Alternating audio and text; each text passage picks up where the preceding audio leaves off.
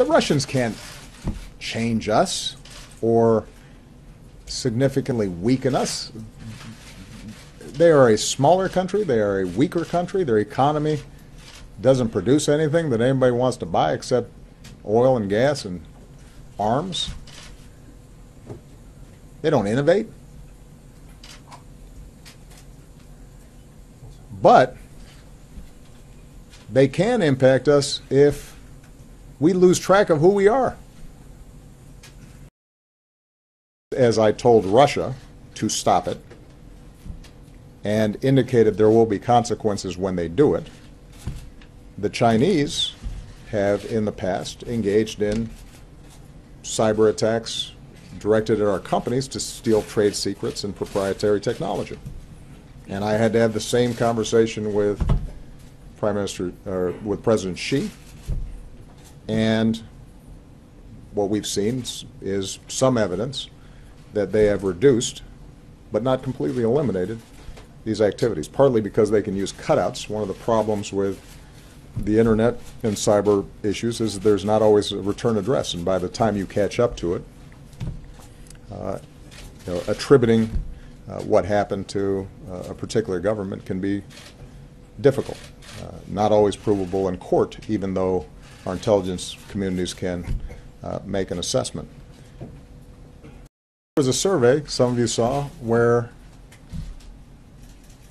now this is just one poll, but a pretty credible source, 37% of Republican voters approve of Putin.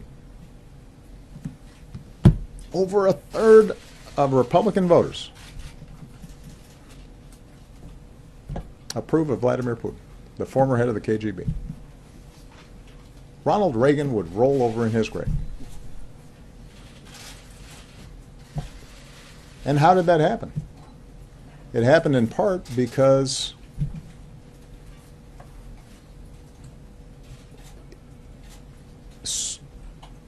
for too long, everything that happens in this town, everything that's said, is seen through the lens of, does this help or hurt us relative to Democrats or relative to President Obama?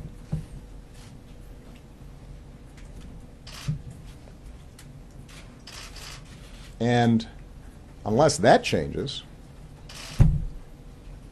we're going to continue to be vulnerable to foreign influence. Our vulnerability to Russia or any other foreign power is directly related to how divided, partisan, dysfunctional our political process is. That's the thing that makes us vulnerable. If fake news that's being released by some foreign government is almost identical to reports that are being issued through partisan news venues, then it's not surprising that that foreign propaganda will have a greater effect. Because it doesn't. Political pundits in this town have a long discussion about what happened in the election. It was a fascinating election, so I'm sure there are going to be a lot of books written about it. I've said what I think is important for the Democratic Party going forward, rather than try to parse every aspect of the election. And I've said before, I couldn't be prouder of Secretary Clinton, her outstanding service. I think she's worked tirelessly on behalf of the American people, and I don't think she was treated fairly during the election. I think the coverage of her and the issues was troubling. But having said that, what I've been most focused on, appropriate for the fact that I'm not going to be a politician in about, was it 32 days? 31? 34? What I've said is that I can maybe give some counsel and advice to the Democratic Party, and I think that the thing we have to spend the most time on, because it's the thing we have the most control over, is how do we make sure that we are showing up in places where I think democratic policies are needed, where they are helping, where they are making a difference, but where people feel as if they're not being heard, and where Democrats are characterized as coastal, liberal, latte-sipping, politically correct, out-of-touch folks. We have to be in those communities. And I've seen that when we are in those communities, it makes a difference. That's how I became president. I became a U.S.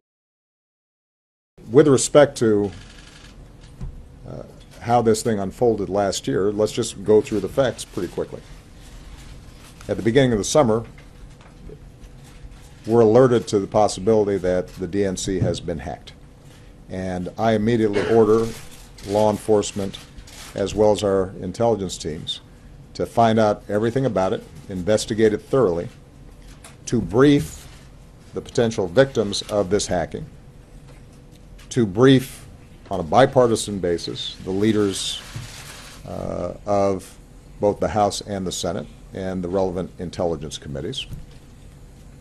And once we had clarity and certainty around what in fact had happened, we publicly announced that, in fact, Russia had hacked into the DNC. And at that time, we did not attribute motives or any interpretations of why they had done so. We didn't discuss what the effects of it might be. We simply let people know, the public know, just as we had let members of Congress know, that this had happened. And as a consequence, all of you wrote a lot of stories about both what had happened, and then you interpreted why that might have happened and what effect it was going to have on the election outcomes. We did not. And the reason we did not was because in this hyper-partisan atmosphere, at a time when my primary